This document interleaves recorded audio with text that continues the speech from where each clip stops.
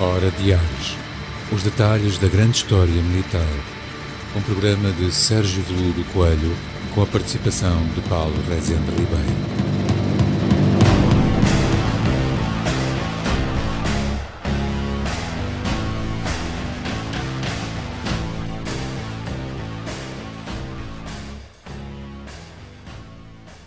Sejam bem-vindos a mais uma Hora Diários, comigo com o Sérgio Veludo Coelho.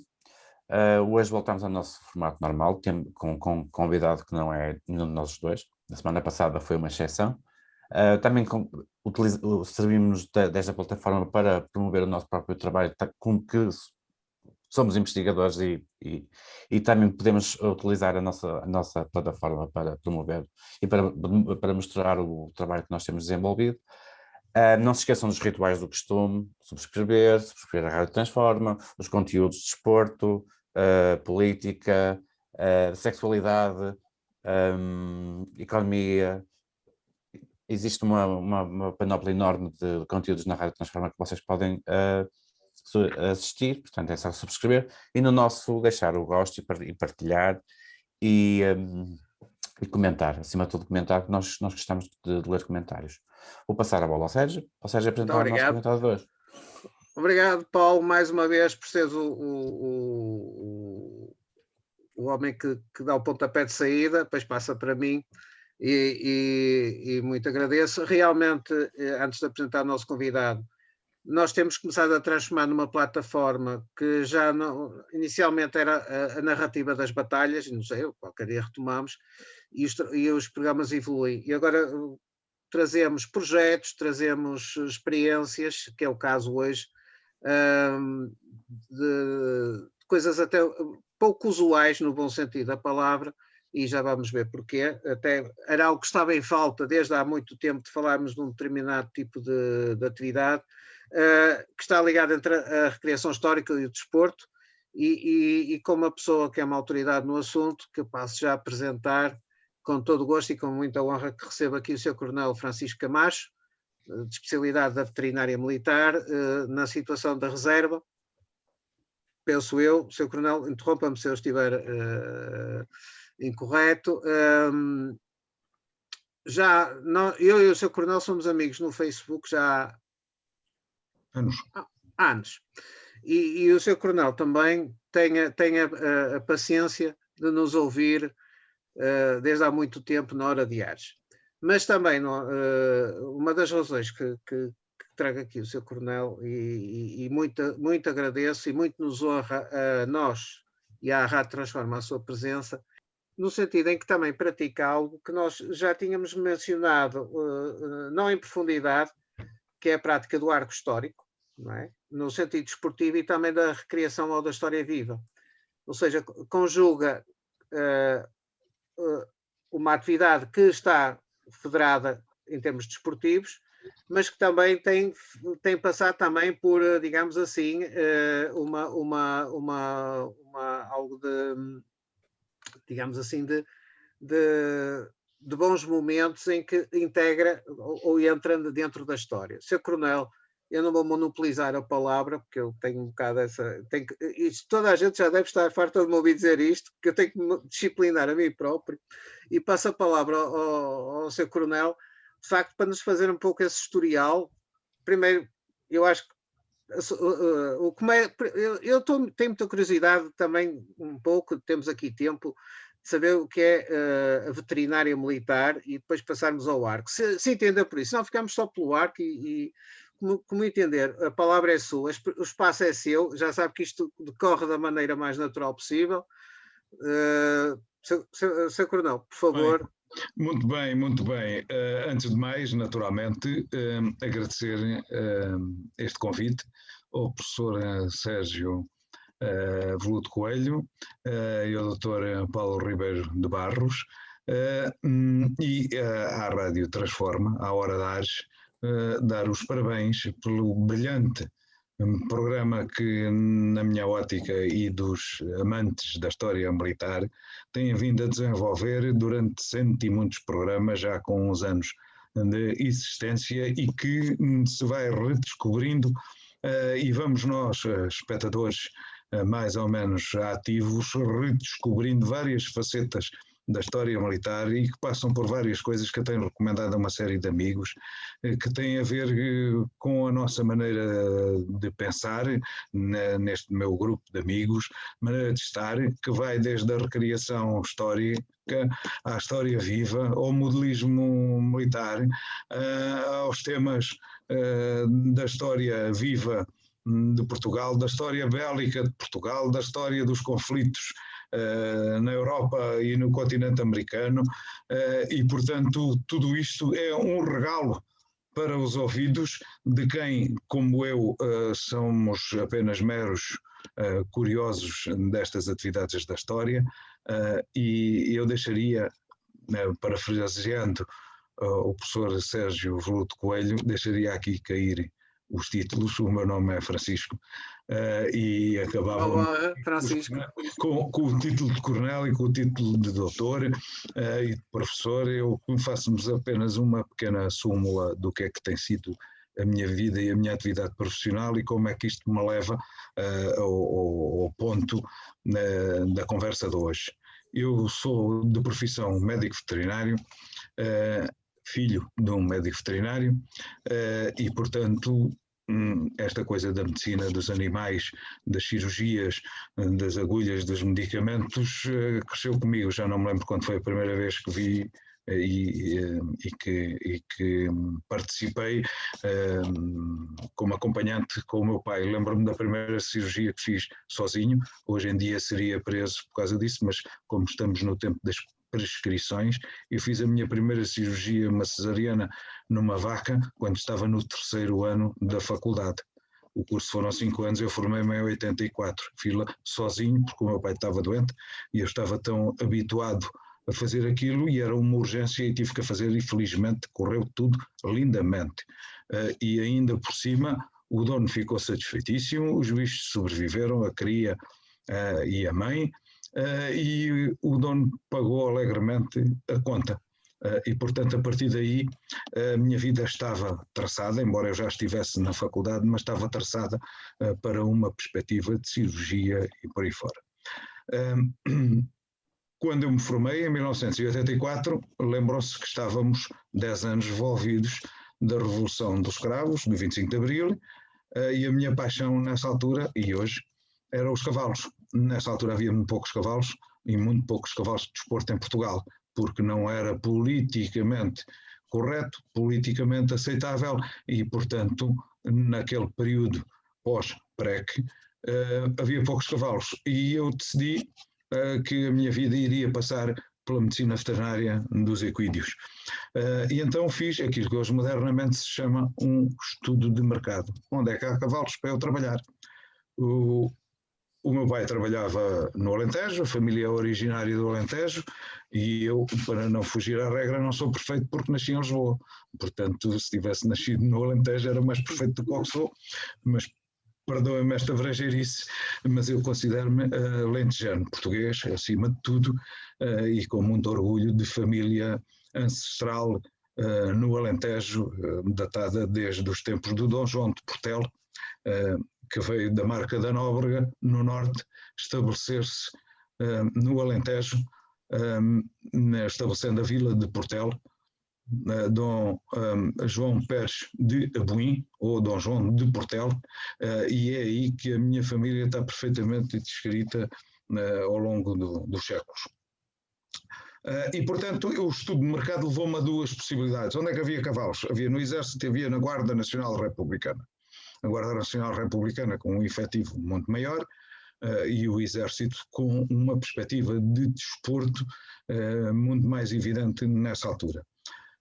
Como a Guarda Nacional Republicana não tinha quadro de médicos veterinários, nessa altura tinha 2 médicos veterinários ao serviço e não pertenciam a um quadro especial, e abriu concurso para oficiais médicos veterinários do quadro permanente no Exército. Eu concorri.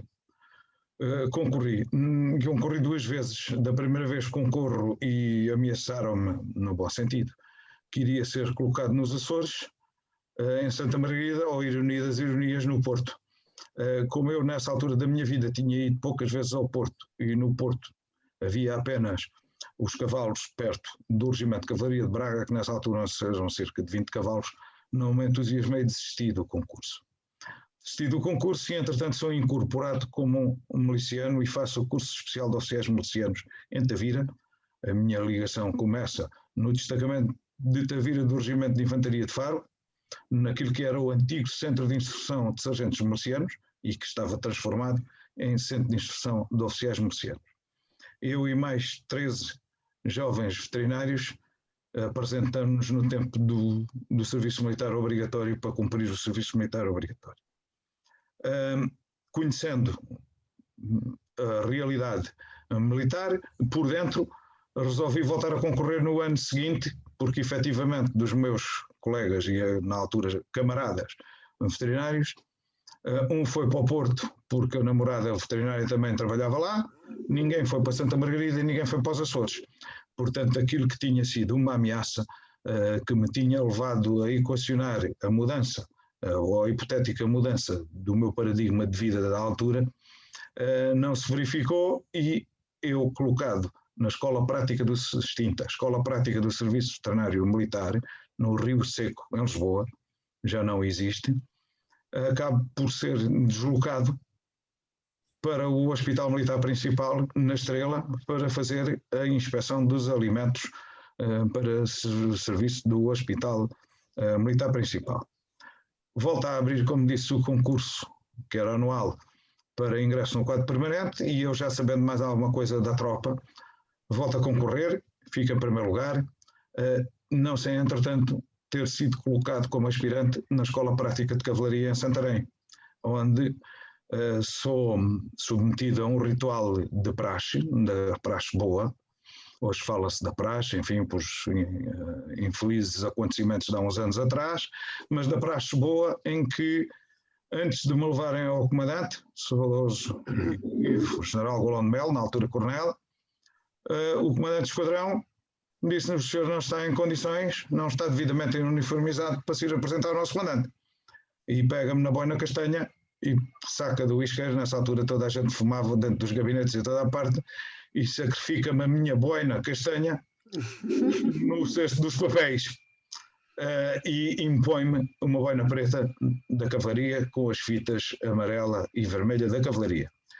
Boina preta, essa, a original, já não a tenho, foram 31 anos de serviço e, portanto, tive depois disso várias boinas pretas, e ainda há coisa de 15 dias, numa recuperação da minha farda número 1, encontrei as duas últimas boinas sobreviventes do meu tempo ao serviço, há 5 anos atrás, quando passei à reserva. Essas boinas já não são utilizáveis porque a traça encarregou-se de fazer ali um festim, mas não tem problema nenhum, porque agora as boinas do Exército são todas pretas. Isto daria aqui para mangas. Ainda hoje, durante o almoço no quarto antigo, no Regimento de Cavalaria da Guarda Republicana, falávamos do novo plano de uniformes do Exército e do que teve de comum com a Guarda Republicana, e falávamos das boinas, precisamente das boinas pretas e das boinas castanhas. Apesar de eu, exceto naquele período inicial da minha vida, nunca ter usado a boina castanha, reconheço que é um erro. Perdemos o emblema de boina quando perdemos a designação dos regimentos de caçadores, que tinha uma trompa de caça.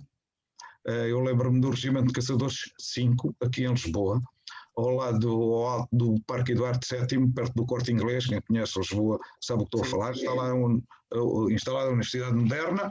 Era um regimento de caçadores cujo emblema era a trompa de caça.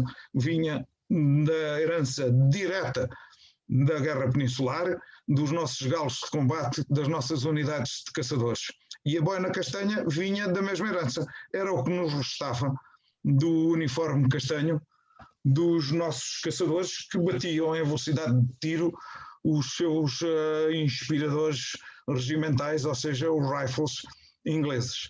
Eram os famosos galos de combate, que não usavam na sua maioria o Baker Rifle, porque nós usávamos equipamentos britânicos e que tínhamos que nos sujeitar àquilo que nos davam. E como o Baker Rifle era uma arma de topo nessa altura, poucas chegaram às mãos dos soldados portugueses. Apesar disso, o mosquete que era utilizado nas mãos dos nossos portugueses, altamente treinados e proeficientes, faziam uma cadência de tiro invejável e superior à dos próprios ingleses. Bom, mas voltando à minha carreira militar, e gostando de cavalos, encontro-me no Exército e sou colocado no Centro Militar de Educação Física, Equitação e Desportos em Mafra. Cavalos tinha tudo a ver, e vou parar a Mafra, onde estive até não poder estar mais. Estive lá 21 anos e fiz lá toda a minha carreira militar, frequentando os cursos militares que tinha que frequentar, o curso de promoção a capitão, o curso de promoção a oficial superior, e estive lá até ser promovido a coronel, e nessa altura já não havia vaga para mais um coronel na guarnição de Mafra. Estávamos na iminência da formação da Escola das Armas. O SEMEFED tinha, entretanto, na década de 80, no fim da década de 80, princípio da década de 90, não sei agora precisar, mudado de nome, tinha perdido de sua designação de termo equitação, tinha-se passado a chamar apenas Centro Militar de Educação Física e Desportos. Anteriormente, em termos de história, esta unidade tinha sucedido ao depósito da Remonta e ao depósito de Granhões, portanto estão a ver tudo a ver Sim. com a parte cavalar. Era um dos antigos, isto no tempo da República, mas ainda anteriormente a isto, era uma das antigas cavadarias militares, que eram 3. Há uma que sobrevive, vai agora nos seus 260 e qualquer coisa anos, ou mais, que é a Cavalaria de Alter Real, na Tapada do Arneiro. A outra cavalaria era a Cavalaria de Portel, não se sabe exatamente onde é que era, não se consegue encontrar documentação e não havia estrutura física que a permitisse identificar. Reparem, isto eram codelarias que tinham éguas e poldros e animais em pastagem em campo. Já a Mafra era o depósito, vem a ser o depósito da remonta, os cavalos que eram remontados, ou seja, que eram comprados para o exército, iam parar primeiramente a Mafra, onde são sujeitos ao processo de domesticação e de ensino, chamado na gíria o desbaste, e depois aproveitados para as funções para as quais for definido têm mais aptidão. Eu falo disto com alguma vontade porque eu fui membro, como veterinário, médico veterinário, da Comissão de Remonta durante muitos anos, e a partir do momento em que sou promovido a coronel, eu passo a ser presidente da Comissão de Remonta do Exército. E, portanto, fui presidente da Comissão de Remonta, eu fui coronel no ativo 9 anos e, portanto, devo ter sido pelo menos 8 anos presidente da Comissão de Remonta, eventualmente mais, mas não interessa aqui para o caso. Portanto, a cavalaria de Alter Real mantém-se, aliás, é o solar de uma sub-raça do porsangue lusitano, de um ramo do porsangue lusitano que se designa modernamente como o cavalo de Alter Real, tem um ferro com um A e um R, e agora aqui entramos já numa parte das minhas curiosidades da história. Alter do Chão, raça Alter Real, parece bater certo, mas não bate, não é nada disto que se passa.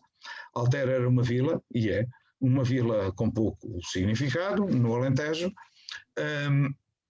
e dificilmente daria origem ao seu nome a uma raça de cavalos que é instituída por Dom José e sobretudo por Dom João V, que entenderam que a corte portuguesa, com o seu esplendor, Dom João V, o magnífico, o ouro do Brasil e as fortunas, o Real Palácio e Basílica de Mafra, o Aqueduto das Águas Livres e tantas obras públicas, umas pagas pelo Estado e outras, como é o Aqueduto de Lisboa, por subscrição pública.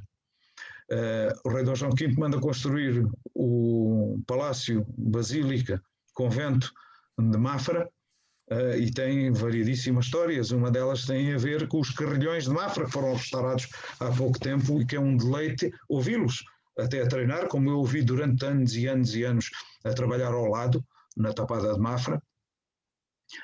E agora há concertos ao fim de semana e que vale a pena ver-os com os carrilhões que foram reconstruídos. Os carrilhonistas mestres do mundo são por tradição holandeses. e o Dom João V manda apresentar um carrilhonista holandês e diz-lhe que quer instalar um carrilhão no seu palácio. E o carrilhonista holandês faz-lhe notar, reparem bem, ao rei de Portugal, Dom João V, o Magnífico, que era uma obra extremamente cara, que um carrilhão era uma coisa muito cara. E o rei riu-se e disse, sim, então quero 4. Logo a João V. Logo a Dom João V. E, portanto, reparem, ao lado do Palácio Real está a Cavalaria Militar, hoje designada Cavalaria Militar. Eu tive o privilégio, a honra, a oportunidade de fundar no papel esta Cavalaria Militar. Ela sempre existiu, não é a mim que deve a sua existência, mas a sua existência formal no registro da Associação Portuguesa de Raças Seletas foi uma iniciativa que tive o ensejo de poder encabeçar, e juntou-se na altura a necessidade, e hoje existe uma subunidade na Escola das Armas que se chama Cavalaria Militar. Já não existe o Centro Militar de Educação Física e Desportos, que foi integrado na Escola das Armas, em conjunto com a Escola Prática de Artilharia, a Escola Prática de Cavalaria, a Escola Prática de Infantaria e a Escola Prática de Engenharia. Ficaram de fora as escolas práticas dos serviços, que neste momento têm... Estão na Póvoa de Varzim. Exato. A unidade dos Vikings. Já poderemos depois falar disso. E, portanto, faço a minha vida militar ativa ali, faço alguns estágios e pós-graduações no estrangeiro, na Alemanha, cursos e cursinhos em Espanha, na Suíça, em Inglaterra, e tenho a oportunidade e a honra de ter sido nomeado pelo Exército Português, pela minha chefia, para ir fazer um estágio ao Royal Army Veterinary Corps em Inglaterra. E aterro em Inglaterra no meio de um dos maiores nevões do século XX, com quase 2 metros de neve na beira das estradas. Sou recebido no aeroporto de Heathrow por um carro descaracterizado, com um condutor que me leva até Melton Mowbray, no norte de Inglaterra, no meio do tal nevão, e entro numa unidade militar da Segunda Guerra Mundial, um aeródromo de Spitfires, que tinha sido transformado em Royal Veterinary Corps Army Center. E ali entra um jovem capitão, nessa altura capitão, e a primeiro embate é que o carro é parado à porta de armas e vistoriado com espelhos por baixo, por cima, por todos os lados. A minha bagagem é toda revistada, isto porque estávamos em plena atividade do IRA. Portanto, havia todos os cuidados que não estávamos habituados. Em Portugal, eu já tinha passado a história das FP25 e os atos terroristas, tínhamos a nossa situação normalizada em Portugal, mas em Inglaterra, no Reino Unido, melhor dizendo, isto ainda estava longe de acabar. E, portanto, as medidas de segurança eram imensas. Portanto, faço a minha estadia lá, onde aprendi muito da coisa militar, da história comum militar.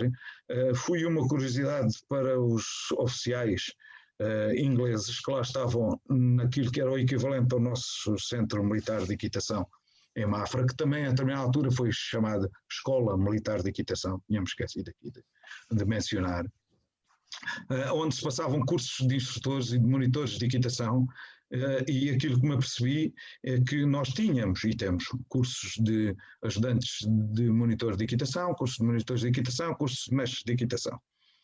E em Inglaterra os cursos tinham uma orientação diferente. Os instrutores são os sargentos e os monitores são os oficiais. Isto, enfim, de uma forma mais simplista. E isto porque quem dá no diário as instruções aos alunos são os sargentos.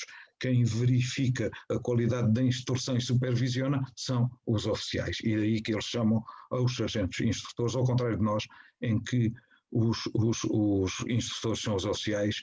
Agora já não no Exército, mas naquela altura era assim. No Exército mais moderno já há sargentos a darem instrução, obviamente, como sempre houve, de muitíssima qualidade. A nossa classe de sargentos não fica atrás de nenhuma classe de sargentos de exército nenhum do mundo. Temos homens extremamente competentes, temos homens que em combate na guerra do ultramar, eu gosto de lhe chamar guerra do ultramar, sempre foi assim que eu ouvi designar por combatentes vivos, oficiais do quadro e sargentos do quadro, com quem privei durante muitos anos, e alguns ainda privo, ainda cada vez fruto de marcha inexorável da história, cada vez são menos, vão falecendo, mas aprendi histórias formidáveis, belíssimas. Não era a guerra colonial, não era a guerra da independência, às vezes para alguns mais traumatizados, enfim, traumatizados não quer dizer que fossem complexados, marcados pela guerra, talvez a guerra da África, mas sobretudo a guerra do ultramar, foi assim que sempre ouvi chamar, a guerra do ultramar. Agora, modernamente, fruto dos conceitos até de revisionismo da história, de quererem mudar a história de Portugal, chamam-lhe outros nomes que ela nunca teve, em boa verdade nunca teve, e quer dizer, se quisermos chamar à escravatura trabalho voluntário à força, qualquer dia estamos-lhe a chamar trabalho voluntário à força, mas era escravatura, enfim, não tem a ver propriamente com a guerra do ultramar. Mas isto para vos dizer que o Centro Militar de Educação Física e Desportos tinha uma componente muito importante relacionada com o desporto hípico, e ela só não teve maiores projeções. Reparem, a primeira medalha olímpica de Portugal é no hipismo. A primeira medalha de todas, portuguesa, é na modalidade de hipismo. Mas não vamos entrar por aí, senão nunca mais acabamos. Não, Francisco, eu até acho que isto há 2 programas. Sim. Porquê? Porque eu acho que está... estamos aí para uma temática interessante e isto fica ao vivo. Eu acho que depois na próxima edição vamos falar dos arcos. Porque a questão das cautelarias e do uso do cavalo a nível militar é que também me trouxe memórias a mim, não é bem da minha infância. O meu pai, quando o meu pai fez o serviço militar em 1959, ele formou-se, ele foi para a engenharia, mas depois, portanto, ele tinha o curso de serralharia, teve a engenharia, fez a parte de engenharia de motores, portanto, de manutenção de auto. E onde é que ele foi colocado? Foi colocado aqui na antiga bateria antiaérea do Freixeira, em Leixões, que era o GK1 ou GK2, Grupo de Artilharia contra Aviões, agora me lembro se é 1 ou 2, e que tinha uma cavalaria. Aliás, o meu pai era cabo miliciano e tem várias fotografias montado a cavalo. Aliás, aprendeu a montar ali, e que durante muito tempo as pessoas iam lá, pessoas iam lá aprender até a andar a cavalo. Portanto, dava-se lá lições de equitação, que depois essa missão, penso, passou para o batalhão territorial aqui da Guarda Nacional Republicana no Porto. Mas durante muito tempo ia ao Freixeiro, portanto, que até tinha a proximidade estratégica à refinaria ao Porto de Leixões. E depois também, estou-me a recordar que recentemente, a trabalhar um pouco o exército português da Segunda Guerra Mundial, isso até penso que esses arreios estão no Museu de Elvas, porque é muito forte a coleção de arreios que lá está, pelo menos eu tenho essa ideia, que era o uso ainda muito da cavalaria, portanto a cavalaria em termos convencionais, durante o período da Segunda Guerra Mundial, na nossa neutralidade armada, que é curioso de fotografias que eu vi, ainda de efetivos a cavalo, com as cartucheiras das armas, da Mauser, passadas à volta do pescoço do cavalo. Sim. E, por exemplo, a metralhadora Madsen, quando veio para Portugal, porque ela depois vai para o ultramar, nós mandamos para o ultramar material que já era venerável. Não nato. Não, exatamente. É curioso que eu também me apercebo que a metralhadora Madsen é importada exclusivamente para os regimentos de cavalaria, portanto, com o carregador curvo, com um sistema muito próprio dinamarquês ou seja, e mais, os dragões de Angola, em Angola, isso o meu pai falou, chegou a vê-los.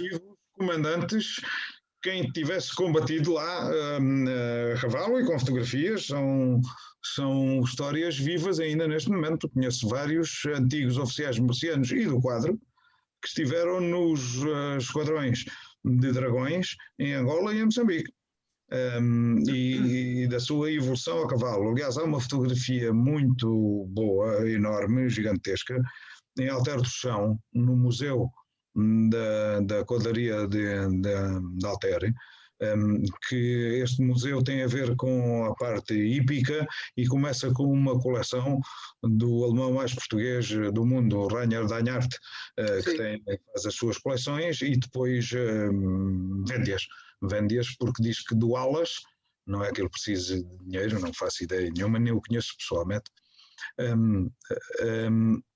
Aliás, conheci-o uma vez pessoalmente, isso é outra história, mas foi uma única vez, portanto não temos conhecimento, mas ele lembra-me quando foi aquelas exposições aqui em Lisboa, a Torre de Belém era a exposição de armamento das descobertas.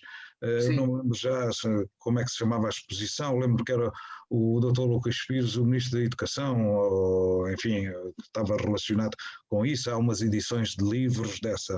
E a Torre de Belém era a coleção praticamente de 90% seria peças do Rainer Deinhardt.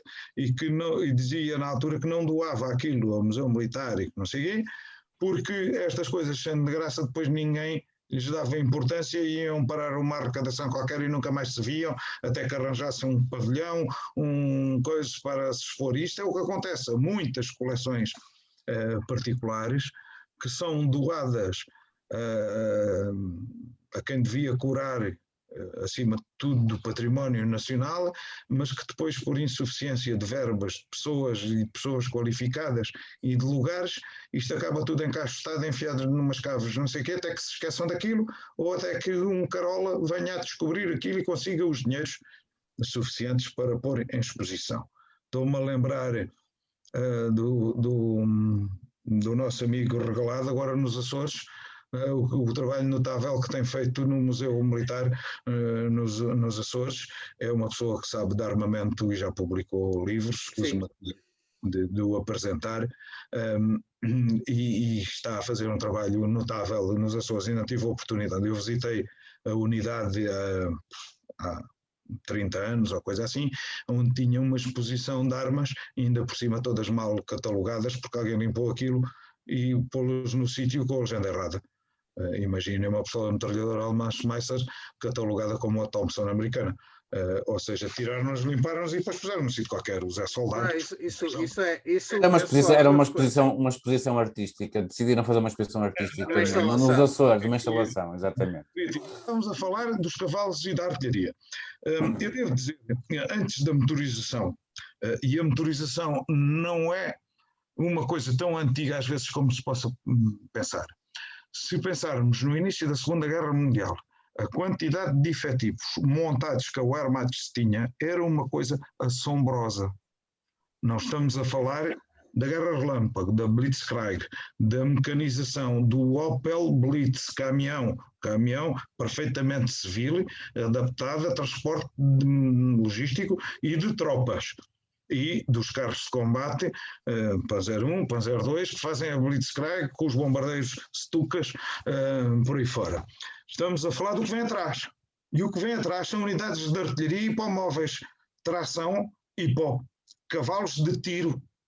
Cavalos, portanto, pesados, para fazerem tração, unidades montadas da Wehrmacht, por falta de meios mecânicos e, portanto, com a tradição da cavalaria alemã, prussiana, se quiserem.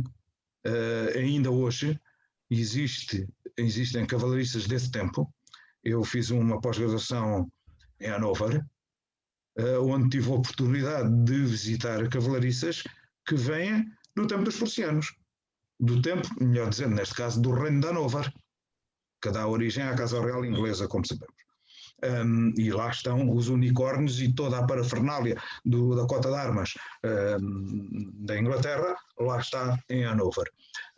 E visitei no Landstutzell, uma cavalaria estatal no norte da Alemanha, mais cavalariças dessas, alemã, antigas, para durar, do tempo da Primeira Guerra Mundial e até anteriores.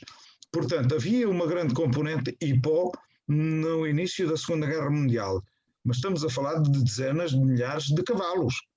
Sim. Não estamos a falar de unidades operacionais montadas, mas estamos a falar de todo o trem logístico, ou grande parte do trem logístico, e do trem de artilharia, ser hipomóvel. O mesmo acontecia em Portugal. A artilharia tinha mais cavalos, equídeos, se quiser, solípedes, dizemos na tropa, do que a cavalaria. A cavalaria tinha cavalos para andarem montados, exceto em situações pontuais, que eu gozo muito com os meus camaradas da cavalaria, porque há fotografias em África da cavalaria montada em búfalos, porque os cavalos morriam com as zoonoses e as doenças africanas, e os búfalos d'água são perfeitamente domesticáveis, como sabem, e punham-lhes arreios e andavam neles. No tempo dos nossos exploradores africanos, de Angola à Contracosta. Sim, Serpa Pinto. Roberto Ivans, por aí fora. Muita deslocação é feita em bovídeos, nesses búfalos de água e em vacas de outra natureza, em bovinos de outra. Todos nos lembramos, enfim, pelo menos de imagens, dos bois de trabalho em Portugal. sim. Ali no Conselho de Mafra ainda existe um senhor que tem não sei se ainda tem 2 parelhas, mas tinha 2 parelhas de bois de trabalho. E muitas vezes ouvimos, isto agora é uma deformação profissional, mas uma informação, falar de bois e de touros. Há aqui uma diferença. É que os bois são machos, mas são castrados. E os touros não são castrados. Quando falamos numa tourada, num touro bravo, é um animal inteiro. Quando falamos dos cabrestos que entram na praça para recolher a res brava, estamos a falar de bois, porque todos são castrados, para perderem aquela índole, aquele sentimento de dominância do macho, e portanto são castrados, como a maioria dos cavalos são castrados. O regulamento da remonta instituía que a compra de cavalos para o exército se fazia a partir de animais castrados. Portanto, ainda hoje, quer para o exército, quer para a Guarda Republicana nem podia comprar éguas, agora já pode. Compravam-se animais castrados para evitar essa manifestação da índole do macho. Sim. E portanto serem mais dóceis para utilizar, para desbastar e para utilizar e para condicionar, ou seja, para perderem a sua personalidade e para não entrarem em conflito com os outros machos, com isto envolvendo o cavaleiro no meio desta confusão toda e trazendo acidentes de vária índole.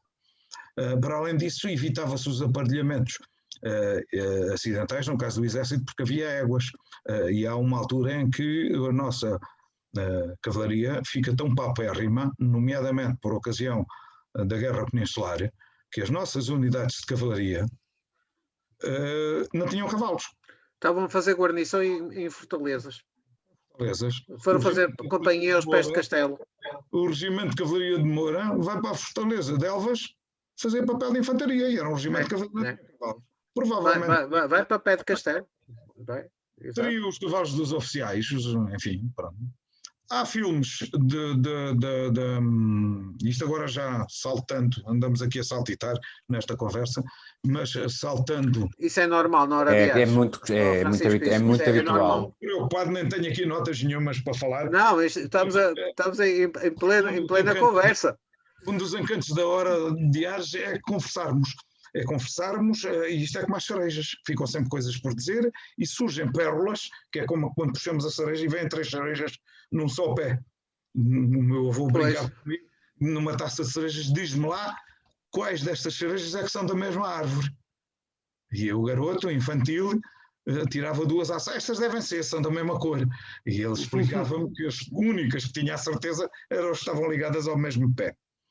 E, portanto, esta conversa, de vez em quando, estas cerejas aparecem umas ligadas aos mesmos pés, são da mesma cerejeira.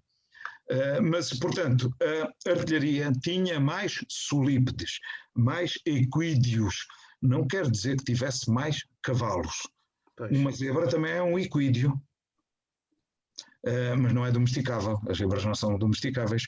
Uma mula, um moar, um híbrido de cavalo de equino com asinino, cavalo com burro, uma mula, era o grosso do trem do nosso exército até aos anos 40 e até à motorização, até aos anos 50, até depois da Segunda Guerra Mundial.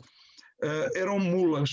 O que fazia todo o treino da logística era com mulas, com garranos, os pequenos póneis, hoje silváticos do Gerês, alimentavam as nossas fileiras, mas às centenas, aos milhares, diria eu. Não era a cavalaria precisava de um animal maior, mais rápido, mais fino. Uma carga de cavalaria não se faz com mulas, não se faz com garranos. É possível. Tínhamos um equivalente a estes garranos, em termos de estrutura, que era em Timor os cudas, ou póneis javaneses. Portanto, a nossa cavalaria timorense, autóctone, há fotografias disso, é montada nesses cudas, cujo cavaleiro ocidental, europeu, continental, chega quase com os pés ao chão. Mas são animais muito resistentes. Portanto, aquilo não é nenhum abuso do cavalo andar ali um indivíduo que quase que se arrasta com os pés no chão. São animais muito, muito, muito resistentes. Portanto, pequenos cavalos. Os trens da infantaria, Escola Prática de Infantaria em Mafra, há filmes a cores do desfile das tropas em frente, na avenida, em frente ao palácio, em que os oficiais desfilam montados a cavalo. Sim. A Escola Prática de Infantaria tinha um mestre picador para o ensino de equitação. Exato. Ricardo, deixa-me só até dizer uma coisa. Francisco. Peço desculpa, Francisco. Eu, quando fiz a minha tese de mestrado, foi sobre os uniformes do período da segunda metade do século XIX, da regeneração. E havia uma coisa que, a partir de mais de 1856, é evidente. Não, desculpe, 48, Francisco. Que é o uniforme do picador. Aliás, e a própria revista militar, em 1849 para a frente, refere muitas vezes o papel do picador. Mas está um uniforme, quer dizer, o uniforme não é diferente. O que tem é por exemplo, tem o símbolo de picador, vai a cozer à manga. Isto aparece em 48, 56.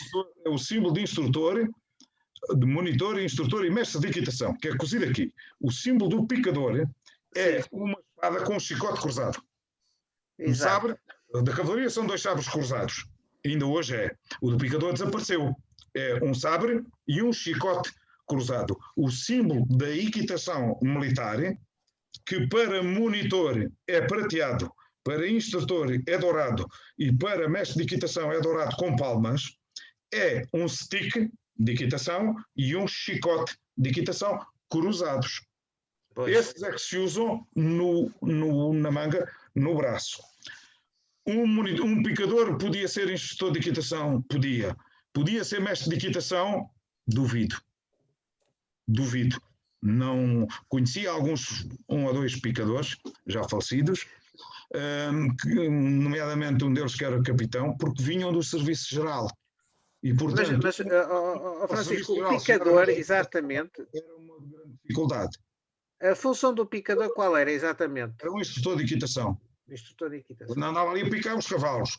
Ele instruía, enfim, os oficiais, os sargentos, as praças, os soldados tinham instrução de equitação. Na Escola Prática de Infantaria, os últimos já não ensinaram soldados a montar a cavalo de certeza absoluta, mas eram os regentes da equitação, porque sendo Escola Prática de Infantaria não tinha a valência de ter um mestre de equitação. Os mestres de equitação estavam na Escola Militar de Equitação, no SMFED, em Mafra. Estava um mestre de equitação no Colégio Militar, um mestre de equitação na Academia Militar, onde havia ensino de equitação, levado, temos que pensar que a sociedade estava mais estratificada do que está hoje.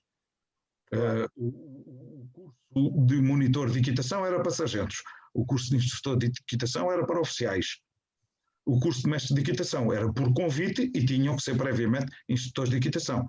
Por isso é que os picadores dificilmente acederiam a mestres de equitação, uma vez que provinham do Serviço Geral.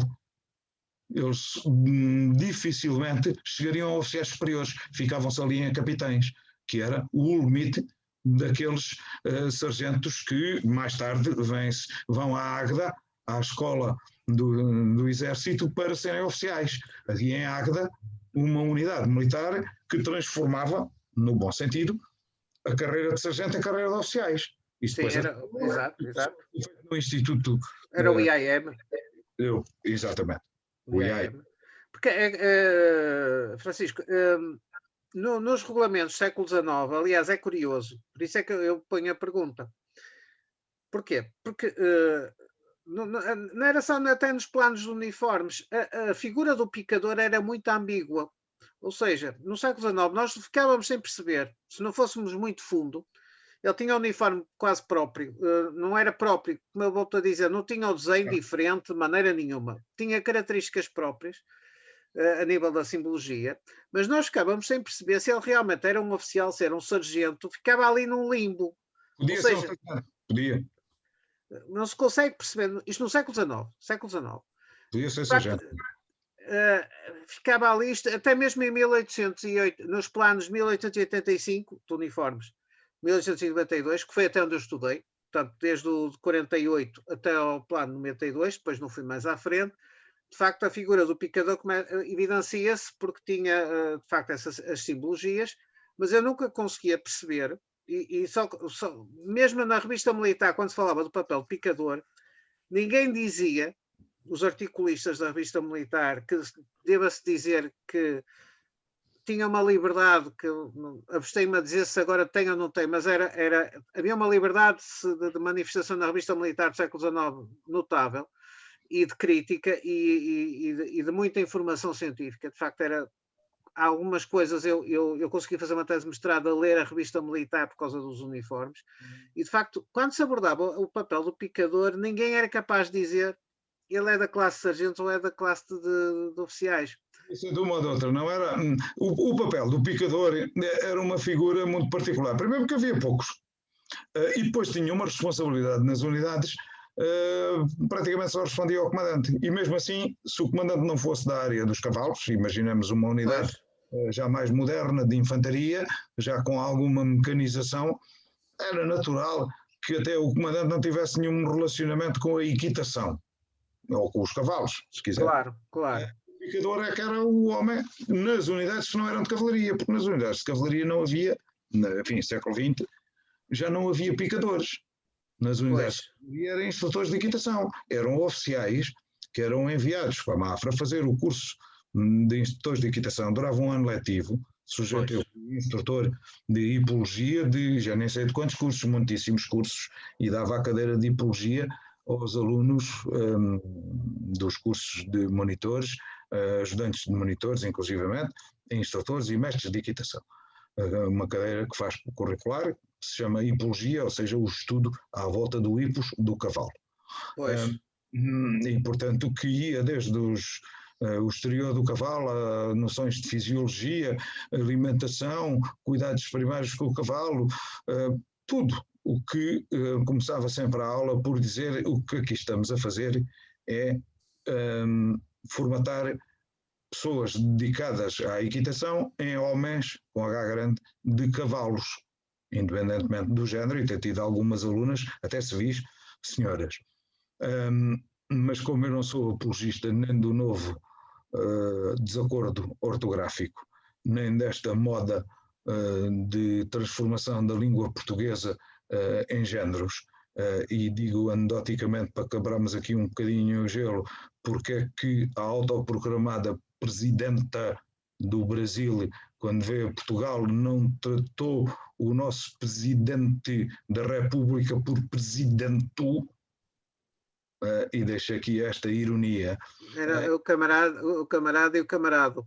O camarado, o capitão e a capitoa, por aí fora. Eu não sou nada apologista desta coisa, não começo, quando me dirijo às plateias, pois naturalmente uma questão de educação que me educaram os meus pais, minhas senhoras e meus senhores, muito bem, mas não estou a dizer o eles e os elas e por aí fora. Mas isto leva-nos a... Não, é que é um problema, porque se usarmos o género com coronel do sexo feminino, é uma coronela, o que estamos a remeter para uma unidade de combate do século XVI.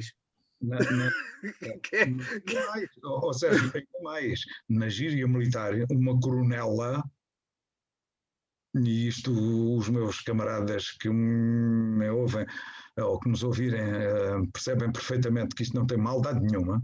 Uma coronela é a esposa de um coronel, e em que muitas entendiam que tinham direito às honras militares como se fosse um marido. Eu já tinha ouvido isso. Talvez não tivessem completamente erradas, porque sendo casadas para a igreja, o padre diz a partir de agora é o casal de Sansão. Pois, de facto, tem aí. Apenas um. A minha mulher é que nunca foi enfim, tem a sua vida profissional completamente autónoma e nunca teve muito tempo para ser coronela. Nunca teve muito livre, embora fosse muitas vezes a Mafra e me acompanhasse em diversos atos e cerimónias, enfim, mais lúdicas, mas não fazia a vida que era permitida às esposas dos oficiais, por exemplo, já aqui falámos na Guerra do Ultramar, e que muitas delas acompanhavam os maridos para as diversas comissões em África, e muitas delas sofrendo, ficando na metrópole, sofrendo do afastamento, às vezes por anos, dos maridos e com filhos a cargo e com isso tudo. Portanto, muito valor a essas senhoras, independentemente do posto dos maridos, que eram coronelas e que tiveram, mantendo uma dignidade acima do expectável, que desenvolver famílias, educar filhos, gerir casas e esperar que os maridos voltassem sãos de corpo e alma. Aqui é que é corpo e alma. Claro. O corpo vinha bom, mas a alma vinha um bocado machucada. Isto não é só na Guerra do Ultramar, é em todas as guerras, em todos os conflitos, há sofrimentos de corpo e de alma. Mas voltando aos cavalos e às artilharias, portanto os trens eram hipomóveis e só os motores é que vêm substituir isto. Se formos à antiga Escola Prática de Infantaria, Escola das Armas, temos uma coleção enorme de arreios, mas brutal. Porque os infantes, a determinada altura, cria-se a informal LAC, Liga na Academia Militar. Cadetes, alunos. Criam a LAC. Tem escritos e tudo. É informal, mas tem escritos. A LAC é a Liga Anti-Cavalo. Porquê? Porque os alunos não queriam ir às aulas de equitação. Porque o conceito dos instrutores ou mestres de equitação dessa altura era, enquanto não pusessem os alunos todos no chão, no picadeiro, montavam-nos e a seguir chicote e todo tinha que ir parar ao chão. Se eventualmente algum se conseguisse manter a cavalo, quereria dizer que tinha extraordinárias aptidões e picas, e então sim poderia ser encaminhado para a nobre arma de cavalaria, que são todas nobres, como sabemos. Na cavalaria dizem não somos melhores nem somos piores, somos diferentes. Mas eu vi diferenças, nomeadamente em unidades militares no estrangeiro, que partilho aqui convosco e que mostram um bocadinho a diferença da cavalaria. Eu sou do Serviço de Saúde, convivi igualmente com infantes, com artilheiros, com cavaleiros e com administração militar, vulgo na gíria militar, padeiros, onde trabalhei na manutenção militar 9 anos. Portanto, estou muito à vontade para poder usar aquilo que são as alcunhas militares e as historietas militares, porque eu sou daqueles que têm a farda debaixo da pele. Estou à civil, mas eu tenho a minha farda. A minha farda é o meu país e esse país está debaixo da minha pele e, portanto, nunca vai sair de mim. Mas, tirando isso, temos a tal LAC, Liga Anti-Cavalo, em que faziam jura de boicotar tudo o que fosse cavalos e toda a situação. Daí que a infantaria renega, a partir de determinada altura, o uso do cavalo e até a proximidade que a Escola Prática de Infantaria tinha e o comungar dos terrenos da tapada militar de Mafra com o uso fruto dos cavalos. Os cavalos deixam fisiologicamente rasto nas suas fezes e os infantes andam pelos mesmos campos, mas a pé. As fezes do cavalo não são bosta de vaca, não têm sequer um cheiro particularmente intenso, não são pegajosas e não se pegam às botas nem ao coisa. Mas enfim, sempre são dejetos animais que estão ali com algum volume. E portanto a infantaria evoluindo na tapada de Mafra, que estava separada pela estrada do meio. Há uma estrada que separa a tapada militar em duas. Sim, sim. A segunda tapada da administração hoje da Regi Cooperativa Tapada Nacional de Mafra, e a terceira tapada. São 3 tapadas num total de 1.700 hectares, portanto a parte militar agora são 400 e qualquer coisa hectares. E portanto, da Estrada do Meio para cima, da Estrada do Meio para sul, era domínio da Escola Prática de Infantaria, e para norte era domínio dos cavalos da equitação e da agropecuária do SMFED, da qual eu fui gerente uma série de anos, que tinha vacas de carne, de corte, que chegou a ter, já não no meu tempo, uma suinicultura, e que chegou a ter uma vacaria de leite, também já não é do meu tempo, que tinha uma vinha, que eu ainda assisti a ser arrancada, beneficiando, entre aspas, dos dinheiros da então Comunidade Económica Europeia, que dava dinheiro para arrancarmos vinha e olival por todo o país. Não sei se foi bom, acho que foi muito mau, mas como nós temos que fazer sumo de limonada quando nos dão limões, se calhar esta situação do arranque dos olivais e das vinhas em Portugal levou a que novas vinhas, novos olivais fossem plantados, e hoje temos o melhor azeite do mundo e não tenho receio em dizer dos melhores vinhos do mundo. Difícil hoje é comprar um mau vinho em Portugal, seja onde for. Isso é que é mau. Pois. É azar, é azar. Bom, e portanto havia uma agropecuária, produzia produtos, fenos, gado, e isto depois é objeto naturalmente de venda, porque isto não era para autoconsumo, porque neste momento, enfim, desde há muito tempo, a tropa, o exército, não pode produzir para autoconsumo. Portanto, há um abastecimento centralizado, através do comando da logística, e portanto não há unidade nenhuma a criar, já houve, porcos ou ovelhas para introduzir na alimentação das tropas. Isso já foi tempo, já existiu assim, mas já não é possível. Portanto, quando havia a manutenção militar, comia-se frango em Gaia, e o mesmo frango, o mesmo tipo de confecção e a mente era a mesma em Gaia e em Faro.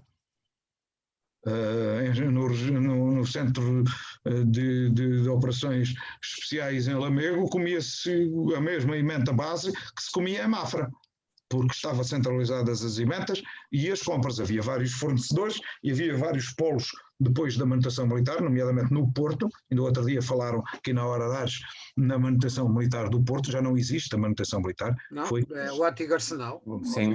A manutenção militar no país foi extinta, foi transformada em entidade pública empresarial, onde foi nomeado um administrador civil, né, para a sede da manutenção militar. Eu estava lá, servia lá, era diretor do Gabinete de Controlo de Qualidade nessa altura, e aparece nomeado pelo governo um administrador, portanto era um conselho de administração, deixou de ser uma coisa militar, a manutenção militar passou-se a chamar EPE-MM, e o MM era só para manter a tradição, porque já não queria dizer manutenção militar. Pois.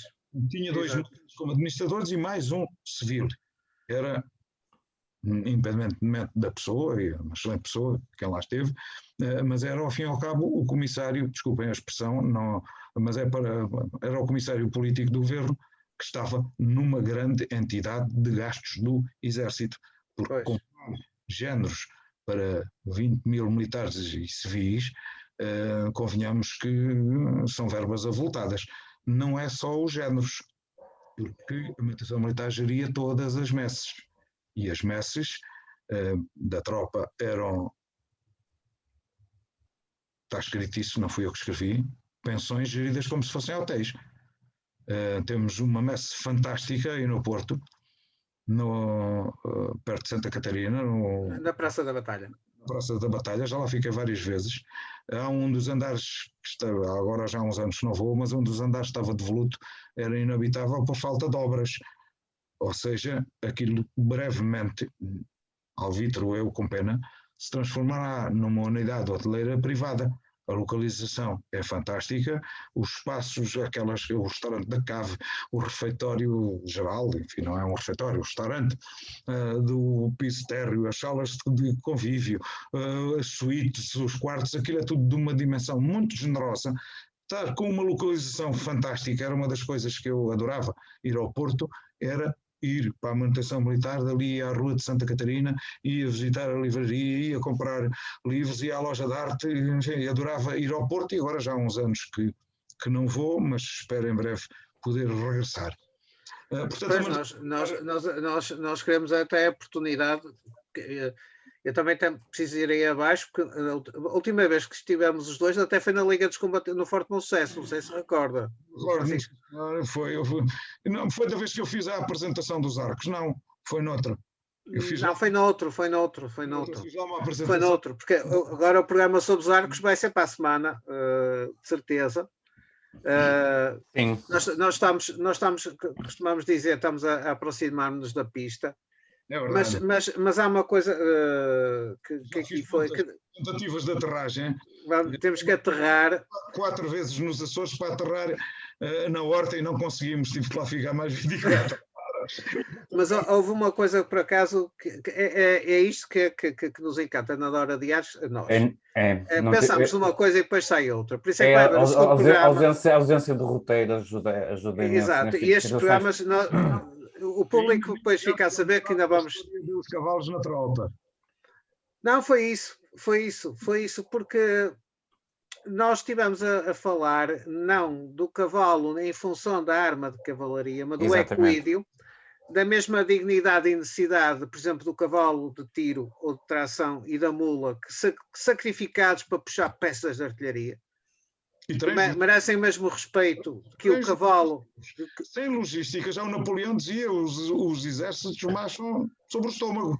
Se não der de comer à tropa, se não levar o exército romano, como é que as legiões progrediam?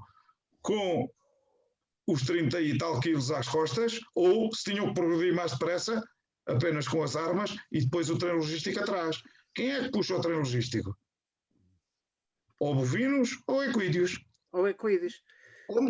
E é de facto, eu acho que vamos titular este programa,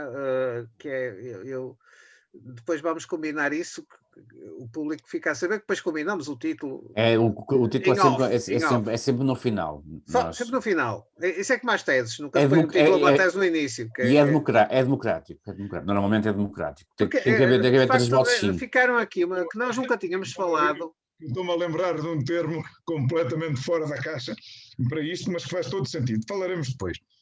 Porque realmente começámos a ficar, o Francisco começou-nos a referir realmente a questão e não sei se é só a perspectiva de ter, e ainda é, médico veterinário, mas da importância do equídeo, do quadrúpede, do solípede, que aparece na documentação, porque por vezes são postos, como é que é de explicar? O público em geral tende a ver, e muito bem, a beleza e a nobreza do cavalo de batalha, o cavalo treinado para a carga, mas e a nobreza escondida da mula que pesa, que puxava às 7,5 Schneiders, antes de vir o hipomóvel. As tropas de montanha não eram cavalos que andavam nas tropas de montanha. Burros.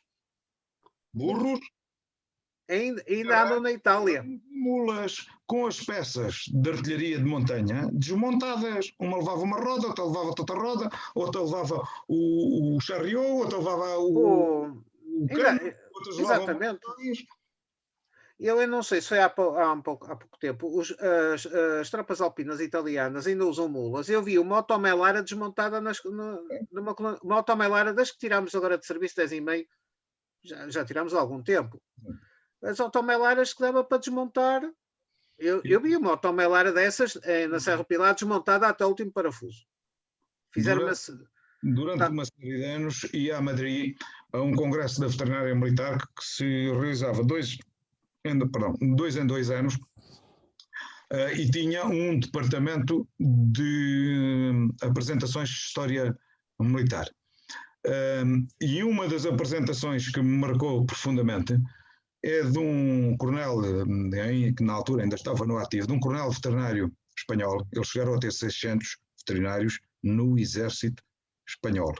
Agora já não há os veterinários do exército, o que existe é um 5º corpo das Forças Armadas, portanto, Marinha, Exército, Força Aérea, Guarda Civil, porque em Espanha pertencem às Forças Armadas, embora tenham uma figura muito parecida com a nossa cá, Ministério da Administração Interna, com a nossa Guarda Nacional Republicana, que, como sabem, os oficiais são formados na Academia Militar neste momento e na Guarda Civil também. Bom, e depois o Corpo de Sanidade, que serve médicos, veterinários, farmacêuticos, enfermeiros, para todos os outros, mas pertencem todos à sanidade. Usam uma estrela semelhante à templária, uma estrela templária, como distintivo da saúde militar. Têm brigadas sanitárias, inclusivamente.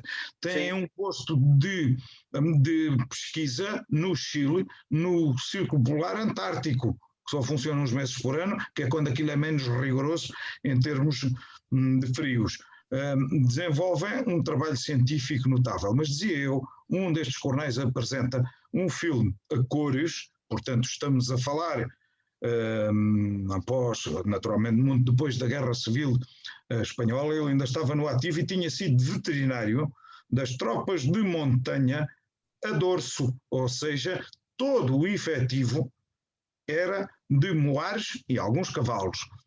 E mostra a evolução das últimas manobras que houve em Espanha no século XX, portanto, último anos 80 talvez. No século XX, as tropas de montanha, com as peças, as metralhadoras, as munições, as caixas de munições, tudo a dorso, o desenvolver daquilo tudo, pôr tudo no chão, montar, fazer o exercício de fogo, voltar a montar, portanto, uma semana de campo. E ele era veterinário dessas tropas de montanha. Portanto, as coisas não estão assim tão longe.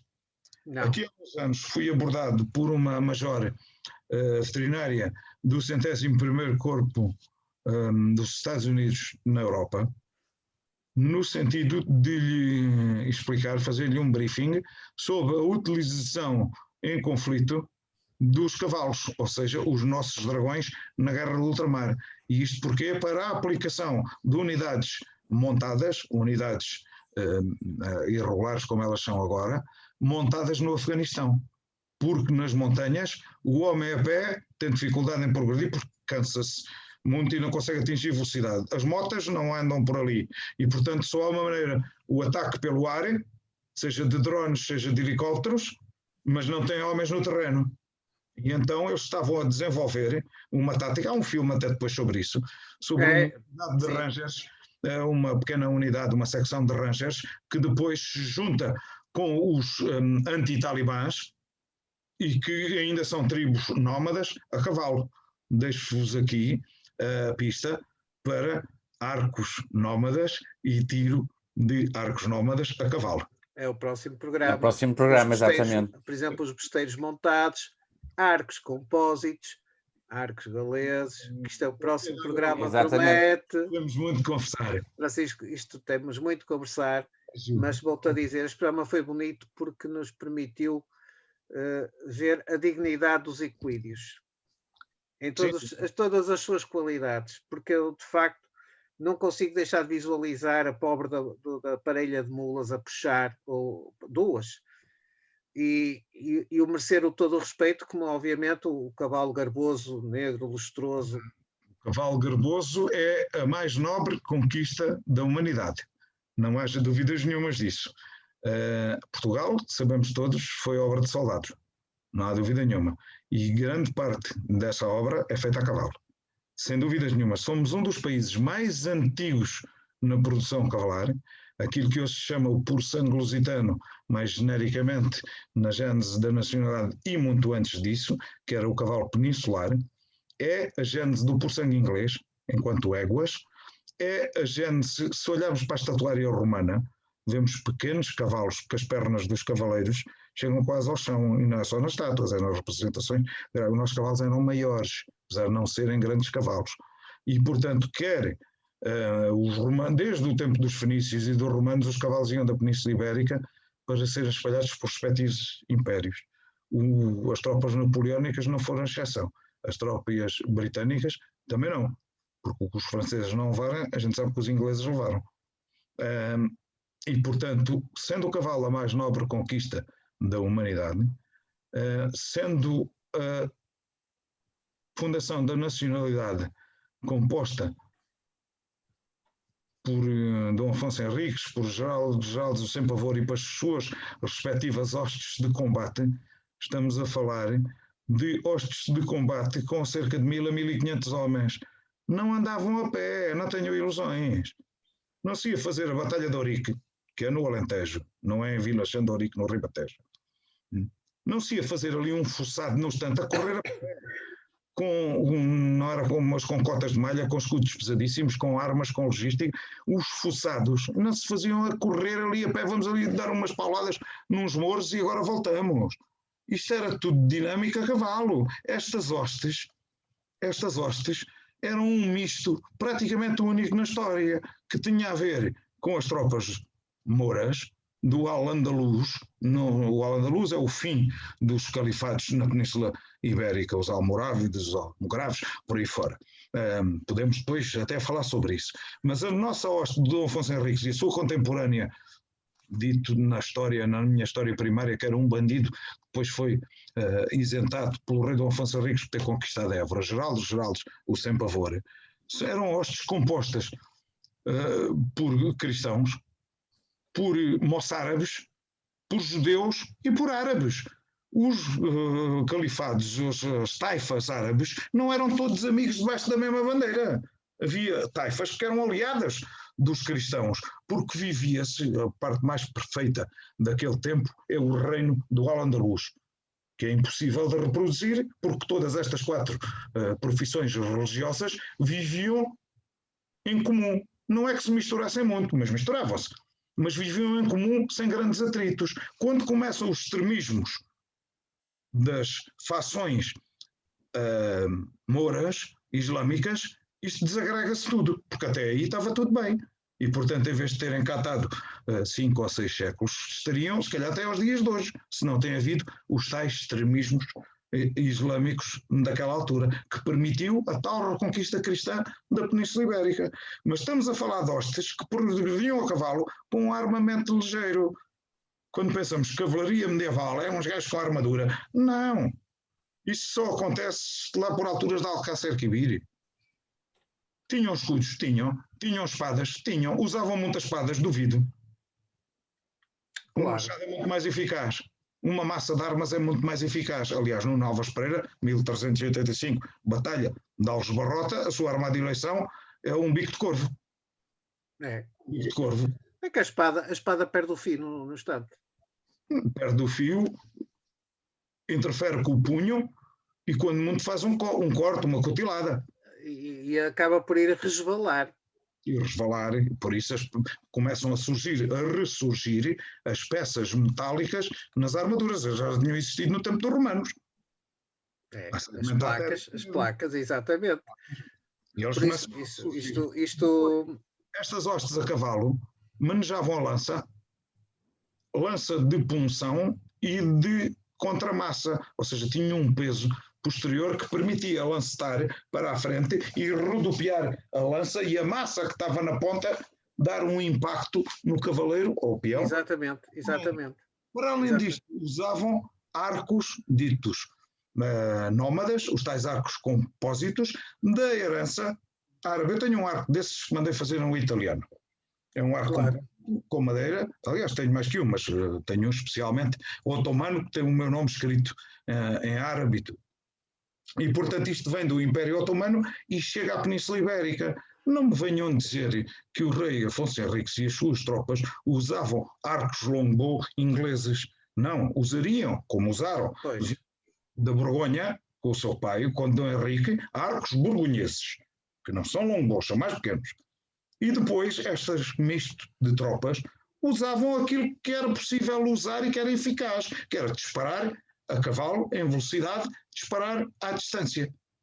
Exato. O aperitivo. Para o próximo programa. Fica para o próximo programa. Porque realmente, por exemplo, o arqueiro montado, que no século III, e fica o tipo. Foi uma das grandes dores de cabeça das legiões romanas, sobretudo no século III, quando deram com os sassânidas e o arco compósito. É que não havia nada que aguentasse aquilo. Legiões inteiras dizimadas à distância, sem terem possibilidade de atingir o inimigo. Que os dardos e os pílulos não chegavam lá. Agora, uma coisa é certa, esses não aprenderam, os bizantinos aprenderam, porque é que eles fizeram? Recrutaram sassânidas para o exército bizantino, para a Stagmata. Sim. Ali aprendem-se. E a cavalaria pesada altamente blindada. Os clibanários e os catapráticos.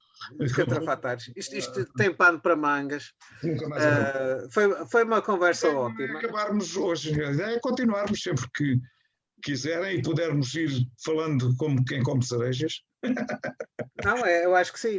Para a semana são arcos. Para a semana são arcos, sim.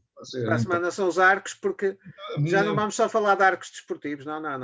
Vamos falar de arcos compósitos e, de facto, o flagelar. Vemos como é que surge isto do desporto, da arqueria desportiva. Isto também tem uma história. Também é engraçado de falar, também tem uma origem e também tem uma evolução, até chegarmos ao arco olímpico moderno. Temos muito para trás, mas mesmo muito para trás. Temos mais de 14 mil anos de história documentada para falar. É obra. É obra.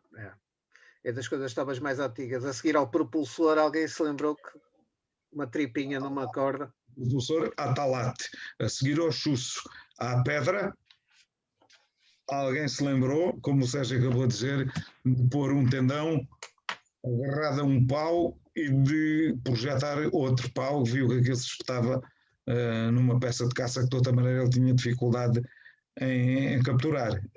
E é aí que surge, e está documentado. O engraçado é que isto está documentado.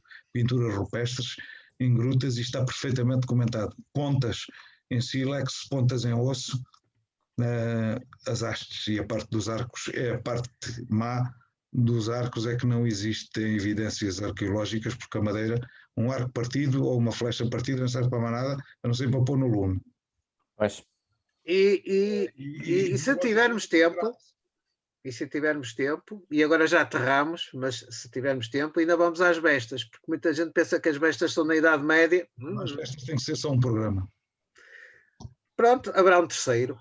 Bestas são um programa, porque temos aqui um pano para mangas para desventar, que se chama Os Besteiros do Conto. Os Besteiros do Conto. Não são de mais ninguém. E que eu acho que é caso único na Europa. Exatamente. Não é único. É único por factos que falaremos a seguir, mas havia em Génova milícias de... Exato, as milícias genovesas, que por acaso está a ser difícil hoje aterrar. Já borregámos várias vezes. Sabe porquê? Francisco, sabe porquê? As pessoas, eles passaram-se. Não, nós podemos estar aqui... horas. É que é uma coincidência. Arqueiros não, besteiros genoveses, aliás, com os seus conhecidos paveses. Sim. Andámos uns anos para a frente, eu estive em Génova e prometo ao público que vamos terminar, mas não é por mais nada, é porque temos também que respeitar o tempo aqui do nosso amigo Francisco Camacho e virá os tempos, se calhar vamos, para a semana temos arcos e daqui a uns tempos temos as bestas, porque de facto são temas com muito interesse. Que as pessoas estão habituadas a ver de uma determinada forma, e é uma das coisas que a Hora de Ars gosta, é de mudar a visão às coisas. Exatamente. Mas os genoveses, não é por coincidência, eu fui visitar o Museu Mazzini em Génova, não sei se conhece. Nunca fui. Sabe qual era ainda a especialidade dos genoveses? Tiro. Passaram da besta para a arma estriada, tanto pederneira como percussão. Não sabia.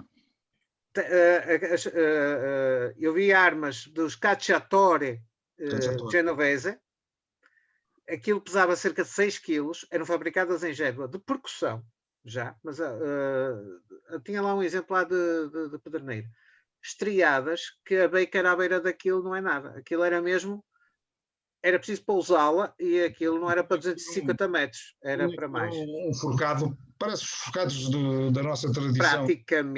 Praticamente tinham forcado, e estamos a falar de armas de 1800 do tempo do general La Marmora, quando ele até faz uma versão aligeirada para os recém-criados Bersaglieri.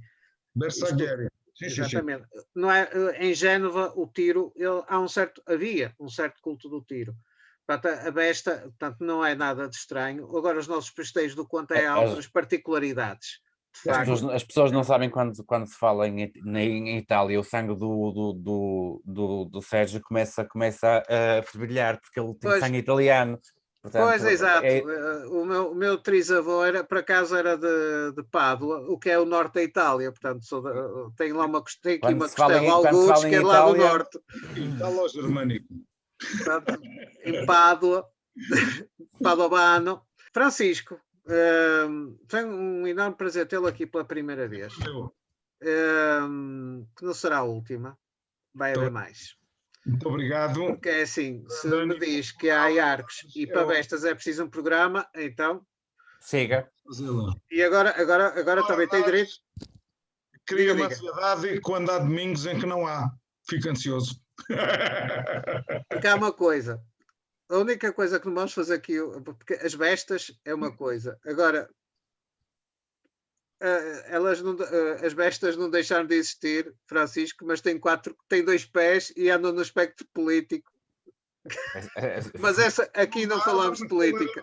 Falaremos da origem, da etimologia do nome. E porque é que uma besta só em Portugal e mais país nenhum. Pensem nisso. Porque é que não é crossbow? Exatamente. Porque é que não é balestra? Ou arbalete, como em francês. Ou balestra, que é o que os nossos irmãos brasileiros lhe chamam. E aqui é besta. Chamam os nossos hermanos castelhanos e nós chamamos besta. Pensem nisso, depois quando falarmos, eu tenho cá umas... Fica o desafio. Fica o desafio. Umas teorias. Para pensarem nas bestas. Por isso, Francisco, muito obrigado mais uma vez. Bem-vindo ao nosso programa. Exatamente. Enorme gosto. Vamos começar também a ter, aqui se calhar vamos fundar os nossos interlocutores residentes, porque há aqui muita coisa para falar. Não, tá. Contem comigo. E também agradecer ao Francisco o ter a paciência de nos seguir quase aos programas todos, porque eu sei que o fez. É que não é paciência nenhuma, é um gosto. Eu até tenho os programas quase todos guardados, se não os consegui guardar todos, não sei porquê, porque lá o YouTube... Alguns desapareceram. Desapareceram. É verdade, desapareceram alguns. Penso que é no 33, 34, por aí. Uns buracos. Eu tenho um caderninho de notas onde vou retirando referências, umas que já conhecia e a maioria delas, para tentar pesquisar e me auto-enriquecer mais tarde. Daí ser um fã incondicional da Hora de Ares. Muitos parabéns. Muito obrigado. Obrigado. E um grande bem-aja a todos. Vou passar outra vez a bola para o Paulo, que é fórmula de despedida, e prometendo que este programa irá sair no domingo, com esta nossa primeira conversa com o Coronel Francisco Camacho. Francisco, aqui do nosso coração, e depois outros seguirão, a seguir será o Arco, e depois haverá um com a Besta, porque se o Francisco quer dedicar um à Besta, vai ter um dedicado à Besta. Vai ter um dedicado à Besta. Porque de facto são coisas com muita particularidade. E não se esqueçam que já os rituais do costume da subscrição, dos gostos, do partilhar e de agradecer sempre. Nós temos que, neste tipo de formato, convém sempre agradecer ao Kim e ao Henrique, que nós não podemos estar pessoalmente com eles.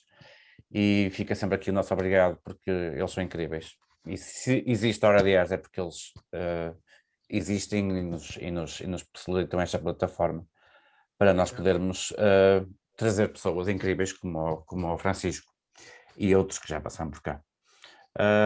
Não sei se o Sérgio quer dizer a sua frase de despedida preferida. Sempre a considerá-los. Exatamente. Sempre a considerá-los. Um bem-aja a todos os que nos vão ouvir. Eu digo sempre, comentem, partilhem e critiquem. E lembrem-se de uma coisa. Eu já comecei a ver por vezes isto. Não me aborrece rigorosamente nada quando aparece isto no programa. Porquê? Porque é sinal que há sentido crítico. E este programa não é perfeito, não agrada a todos. Atenção, nós aceitamos isto. Mas isto porquê? Isto porquê? Sim, isso é que eu agradeço a quem puser assim, que diga porquê, porque é para melhorar. Porque a crítica é boa, é para melhorar. e nós só queremos é melhorar e queremos que as pessoas se sintam confortáveis connosco, ainda neste formato, que não é assim tão impessoal quanto isso, porque a emoção invade-nos na mesma. Senão, Deus nos livre, coitados os que estão na Estação Espacial Internacional, estão um ano lá, também só podem falar assim com a família, não é? Ou então, agora muito a sério, eu não deixo de... Os nossos eu só fui SMO, mas eu sou da Liga dos Combatentes, portanto, eu digo os nossos camaradas, que estão nas FNDs, que só podem falar com as suas famílias, antes era Skype e agora por Zoom, não é? Que estão na República Centro-Africana, que estão homens e mulheres que estão no Iraque, no Afeganistão.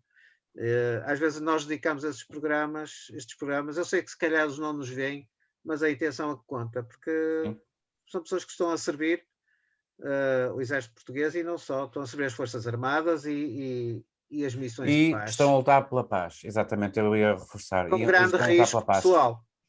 Com grande risco pessoal. E servem ao nosso país, porque o nosso país tem responsabilidades internacionais que a maioria dos nossos conterrâneos, infelizmente, não... Exatamente. Eu recomendo Subscrevo. Ouçam mais, critiquem mais, que é para formarem consciência acerca daquilo que se passa com os portugueses pelo mundo. Então, hoje vamos mesmo, com a permissão porque temos aqui um militar de carreira, com a permissão de Francisco, da parte de um SMO, uma grande saudação aos nossos que estão nas Forças Nacionais Destacadas. Digo isto porque não estamos a esquecer os antigos combatentes do ultramar de maneira nenhuma, mas há que começar a pensar na nova geração de combatentes que são das FNDs, que já são 25 ou quase 30 anos que estamos a deslocar centenas de homens de homens e mulheres, desculpem, de combatentes para teatros muito complicados. E reforço que é para manter a paz. Certo. E ficamos por aqui. Um bem-aja a todos e muito obrigado. Até ao próximo programa. Até ao próximo programa.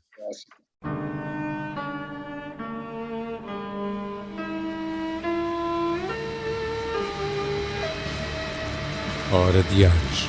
Os detalhes da grande história militar. Um programa de Sérgio Veludo Coelho, com a participação de Paulo Rezende Ribeiro.